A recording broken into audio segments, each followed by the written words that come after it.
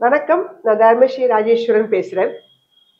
நாம இன்றைய பதிவுல என்ன பார்க்க போறோம் அப்படின்னு கேட்டீங்கன்னா, ஷேர் மார்க்கெட்ல இருக்கிறவங்களுக்கும், ஃபினான்ஸ் ஃபீல்ட்ல இருக்கிறவங்களுக்கும் இப்ப அதிகமாக பேசப்படக்கூடிய ஒரு விஷயம் தான் இந்த ட்ரம்போட டாரிஃப் வார். இந்த டாரிஃப் வார் அனௌன்ஸ்மெண்ட் வந்ததுல இருந்தே, அவர் பதவியேற்ற நாள்ல இருந்தே டாரிஃப் வார் அப்படின்னு சொல்லிட்டு ஆரம்பிச்சிட்டாரு. டாரிஃப் கிங்னு அவருக்கு பேர் கொடுத்துருக்காங்க. ஸோ அந்த அளவுக்கு அவர் என்ன பண்ண ஆரம்பிச்சிருக்காரு, உலக நாடுகளுக்கும் சரி, நம்ம இந்தியாவுக்கும் சரி டாரிஃப் வந்து கொடுத்துட்டே இருக்காரு. ஒவ்வொரு நாளும் ஒவ்வொரு செக்டருக்கு புதுசு புதுசாக டாரிஃப் அனௌன்ஸ்மெண்ட் பண்ணிட்டே இருக்கிறாரு. இது வர வர பழகி போன ஒரு விஷயமாக மாறிவிடுமோ அப்படின்னு இருக்குது.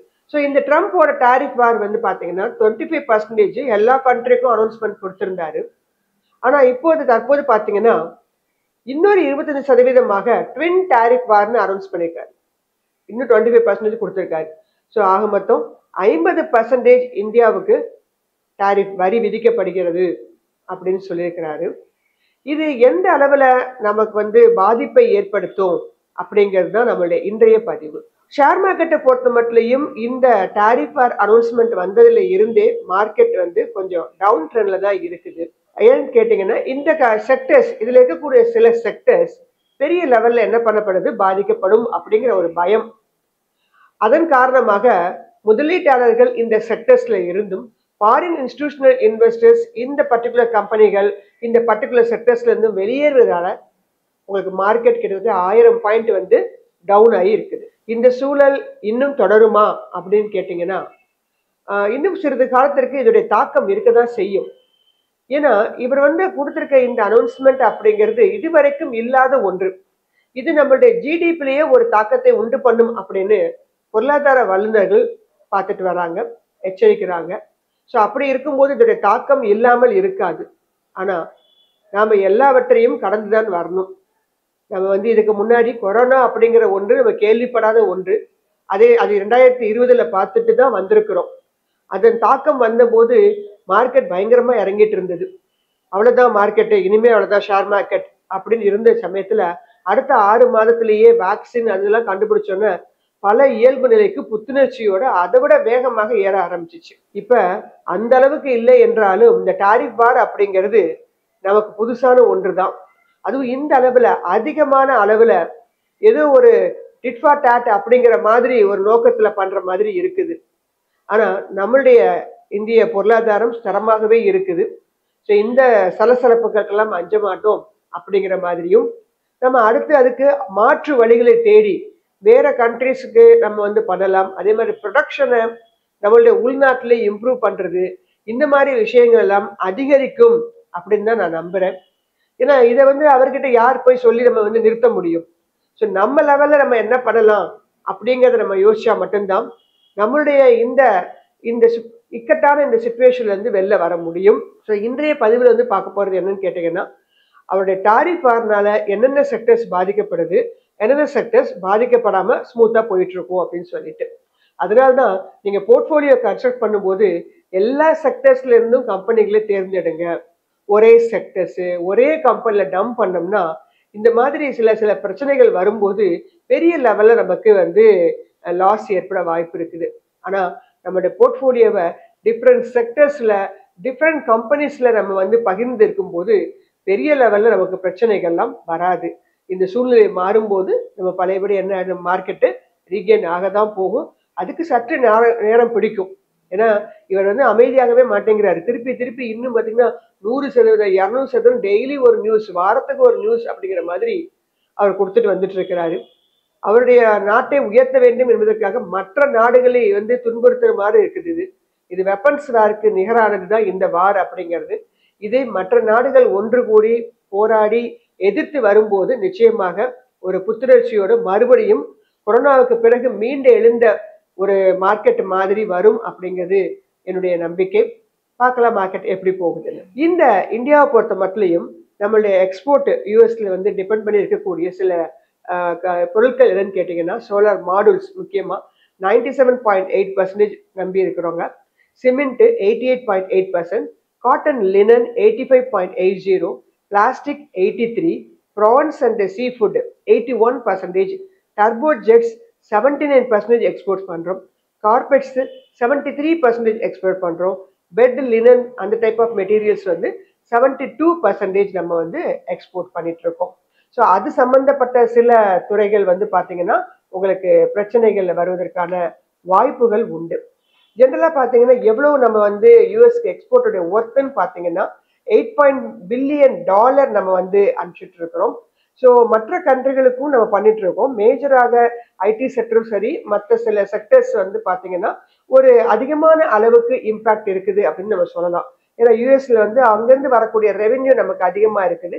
இப்ப இந்த டாக்ஸ் எல்லாம் பண்றதுனால அது குறைவதற்கான வாய்ப்புகள் இருக்கும். ஸோ அதுதான் இந்த ட்வின் டாரிஃப்ல இருக்கக்கூடிய சில பிரச்சனைகள். அதுல முக்கியமா சில செக்டர்ஸ் ஒரு 3 செக்டர் பாத்தீங்கன்னா மேஜரா வந்து அஃபெக்ட் ஆகக்கூடியது. ஏன்னா இது வந்து ஒரு லேபர் இன்டென்சிவ் செக்டர்ஸ்.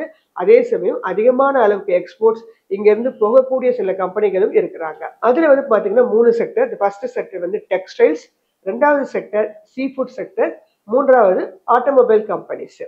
இதுல டாரிஃப் இவரை கொடுக்கறதுக்கு முன்னாடி எப்படி இருந்தாங்க, அதுக்கப்புறமா எப்படி இருக்கிறாங்க அப்படிங்கிறத நம்ம பார்க்க போறோம். இந்த டெக்ஸ்டைல் துறையை பொறுத்த மட்டும் முதல்ல இருக்கக்கூடியது கோகால்தாஸ் அப்படிங்கிற கம்பெனி. இவங்க எக்ஸ்போர்ட் பண்றாங்க யூஎஸ்க்கு. ப்ரீ டாரிஃப் போறதுக்கு முன்னாடி இவருடைய விலை வந்து 1141. அவங்க டாரிஃப் அனௌன்ஸ்மெண்ட் வந்த பிறகு 889, 22% ரிட்டர்ன் வந்து இறங்கி இருக்குது. இவங்களுடைய ஆல் டைம் ஹைன்னு பாத்தீங்கன்னா 1260. இண்டோகவுண்ட் இண்டஸ்ட்ரி ப்ரீ டாரிஃப் வந்து 343 ரூபாய் இருந்தாங்க. இந்த டாரிஃப் அனௌன்ஸ்மெண்ட்ல வந்த பிறகு 282க்கு போயிட்டாங்க. 18% வந்து மைனஸ் வந்து ரிட்டர்ன் ஆயிருக்கு. இவங்களுடைய ஆல் டைம் ஹை 438. ட்ரிடென்ட் அப்படிங்கிற கம்பெனி ப்ரீ டாரிஃப் முன்னாடி 34 ரூபாய், போஸ்ட் டாரிஃபுக்கு அப்புறமாக 30 ரூபாய், -13%. அவங்களுடைய ஆல் டைம் ஹை 40 ரூபாய் அப்படிங்கிறது. வெல்ஸ் அண்ட் லிவிங் அப்படிங்கிற கம்பெனி ப்ரீ டாரிஃப் முன்னாடி 161 ரூபாய் அப்படிங்கிற இருந்த கம்பெனி தற்போது 132 ரூபாய் அப்படிங்கிற இடத்துல இருக்குது. 18% உங்களுக்கு இறங்கி இருக்கிறாங்க. 213 அப்படிங்கிறது அவங்களுடைய ஆல் டைம் ஹையாக இருந்திருக்கு. இந்த கோகால்தாஸ் எக்ஸ்போர்ட் அப்படிங்கிற இந்த கம்பெனி வந்து 70% ரெவென்யூ வந்து யூஎஸ்ல இருந்து வருது. அப்ப இந்த கம்பெனிக்கு என்ன ஆகும், உங்களுக்கு பிரச்சனை வரும். இன்னும் கூட கொஞ்சம் இறங்குவதற்கான வாய்ப்புகள் இருக்குது. அதே சமயம் இந்த டாரிஃப் அப்படிங்கிறது இன்க்ரீஸ் பண்ண காரணத்தினால ஒரு காம்படிட்டிவ் கேப் உருவாயிருக்குது. இந்தியாவுக்கும் அதர் டெக்ஸ்டைல் எக்ஸ்போர்ட் கண்ட்ரியான வியட்நாம், பங்களாதேஷ், பாகிஸ்தானோட ஒரு காம்படிட்டிவ் வந்து உருவாகி இருக்கு அப்படின்னு நம்ம சொல்லலாம். வெல்ஸ் அண்ட் லிவிங்ல இருந்து 50% ரெவென்யூ யூஎஸ்ல இருந்து வர்றாங்க. ஆல்ரெடி அவங்களோட ரெவென்யூ டிக்ளைன் ஆயிருக்கு. இதுவும் அவங்களுக்கு ஒரு பிரச்சனையை உண்டு பண்ணும். இன்னும் கூட இறங்குவதற்கான வாய்ப்புகள் உண்டு. அதே மாதிரி டாரிஃப் இம்பாக்ட் வந்து ஆட்டோமொபைல் கம்பெனில அதிகமா இருக்கும் அப்படின்னு பார்த்தோம். இதுல சில கம்பெனிகள்னு பார்க்கும்போது உங்களுக்கு பாரத் ஃபோர்ஜ் வந்து ப்ரீ டாரிஃப் 1299 ரூபாய் இருந்தவங்க போஸ்ட் டாரிஃப்க்கு அப்புறமா 1187 வந்திருக்காங்க. ஏன்னா 40ல இருந்து 45% ரெவென்யூ யூஎஸ்ல இருந்து வருது. அது இப்ப கொஞ்சம் பிரச்சனையாகுங்கிறதுனால 9% ரிட்டர்ன் வந்து குறைஞ்சிருக்குது. இவங்களோட all time high 1654. Sona PLW அப்படிங்கிற கம்பெனி ப்ரீ டாரிஃப்க்கு முன்னாடி 591 போஸ்ட் டாரிஃப் 461 இருக்கிறாங்க. 22% ரிட்டர்ன் குறைஞ்சிருக்குது. இவங்களோட ஆல் டைம் ஹை 767. சோனா பிஎல்டபிள்யூக்கு 30ல இருந்து 35% ரெவென்யூ யூஎஸ்ல இருந்து வருது. இப்ப அவங்க கொஞ்சம் பஃபர் அரேஞ்ச்மெண்ட்ஸ் மெக்சிகோல இருந்து மேனுஃபேக்சரிங் பண்ணிக்கலாமா, ப்ரொடக்ஷன் பண்ணிக்கலாமா அப்படிலாம் கொஞ்சம் யோசிச்சுட்டு இருக்கிறாங்க. சாமவர்தனா மதர்சன் அப்படிங்கிற கம்பெனியுடைய ப்ரீ டாரிஃப் 103 ரூபாய், போஸ்ட் டாரிஃப் வந்து 98 ரூபாய் வந்திருக்கு. -5% இறங்கி இருக்கிறாங்க. இவங்களோட all time high 144. Balakrishna industry அப்படிங்கிற கம்பெனியுடைய ப்ரீ டாரிஃப் 2869, போஸ்ட் டாரிஃப் 2759, 4% தான் இறங்கி இருக்கிறாங்க. All time high 3226. அடுத்தபடியாக பாத்தீங்கன்னா இந்த ட்வின் டாரிஃப்னால அதிகமா பாதிக்கப்படக்கூடிய ஒரு சின்ன செக்டர் தான் ஸ்மால் செக்டர். யாருன்னு கேட்டீங்கன்னா சீ ஃபுட் செக்டர். இதுல இருக்கக்கூடிய கம்பெனிகள் பாத்தீங்கன்னா அபெக்ஸ் ஃபுட் ப்ரீ டாரிஃபுக்கு முன்னாடி 263 ரூபாய், போஸ்ட் டாரிஃப்க்கு அப்புறமாக 240 ரூபாய். 53% ரெவென்யூ யூஎஸ்ல இருந்து வருது. அதனால 10% இந்த கம்பெனி இறங்கி இருக்கிறாங்க. இவங்களோட all time high 291. Avanti feeds அப்படிங்கிற கம்பெனியுடைய ப்ரீ டாரிஃப் 671, போஸ்ட் டாரிஃப் வந்து பாத்தீங்கன்னா 690. ஆக்சுவலா அவந்தி ஃபீட்ஸ் வந்து கொஞ்சம் ஏறி இருக்காங்க. இவங்களுடைய ஆல் டைம் ஹை 965. 75% ரெவென்யூ யூஎஸ்ல இருந்து வருது. கோஸ்டல் கார்பரேஷன் அப்படிங்கிற கம்பெனியுடைய ப்ரீ டாரிஃப் 54, போஸ்ட் டாரிஃப் 37, 46% இந்த கம்பெனி இறங்கி இருக்கிறாங்க. இவங்களுடைய 52 வார ஹை 62. ஸோ இந்த 3 செக்டரும் பார்த்தீங்கன்னா மேஜராக அதிகமான அளவுக்கு ஏற்றுமதிகளை யூஎஸோட டிபெண்ட் பண்ணி இருந்ததுனாலையும் அங்கிருந்து வரக்கூடிய ரெவென்யூ அதிகமாக இருக்கிற காரணத்தினாலும் இந்த செக்டரும் இதில் உள்ள சில கம்பெனிகளும் இறங்கும் முகத்துல இருக்கிறாங்க. இன்னும் சற்று இறங்கும் அப்படின்னு எதிர்பார்க்கலாம். ஆனா இந்த ட்ரம்போட டாரிஃப்னால பிரச்சனை இல்லாம ஸ்மூத்தா நாங்க கண்டுக்க மாட்டோம் அதெல்லாம் அப்படிங்கிற மாதிரி இருக்கக்கூடிய செக்டர் சிலவற்றை பார்ப்போமானால் அது என்ன அப்படின்னு கேட்டீங்கன்னா பேங்கிங் செக்டர், நான் பேங்கிங் பினான்ஸ் கம்பெனிஸ் இருக்காங்க இல்லையா, பஜாஜ் பினான்ஸ், ஜியோ பினான்ஸ், இந்த மாதிரி கம்பெனிகள், சிமெண்ட் கம்பெனிகள், அதே மாதிரி கன்ஸ்ட்ரக்ஷன் கம்பெனிகள். ஸோ இ காமர்ஸ் துறையில் இருக்கக்கூடிய கம்பெனிகள்லாம் பெருசாக என்ன பண்ணல, இதனாலலாம் பாதிக்கப்படலை. அவங்க ஸ்மூத்தா அவங்க வேலையை பார்த்துட்டு இருக்கிறாங்க. அதனால சில செக்டர்ஸ் டைரக்டா அஃபெக்ட் ஆகும். இந்த இம்போர்ட் எக்ஸ்போர்ட்ஸ்ல இருக்கக்கூடிய சில செக்டர்ஸ் டைரக்டா அஃபெக்ட் ஆகும். இதுல பங்கு பெறாத சில செக்டர்ஸ் எல்லாம் பெரும்பாலும் பிரச்சனைகள் இருக்காது.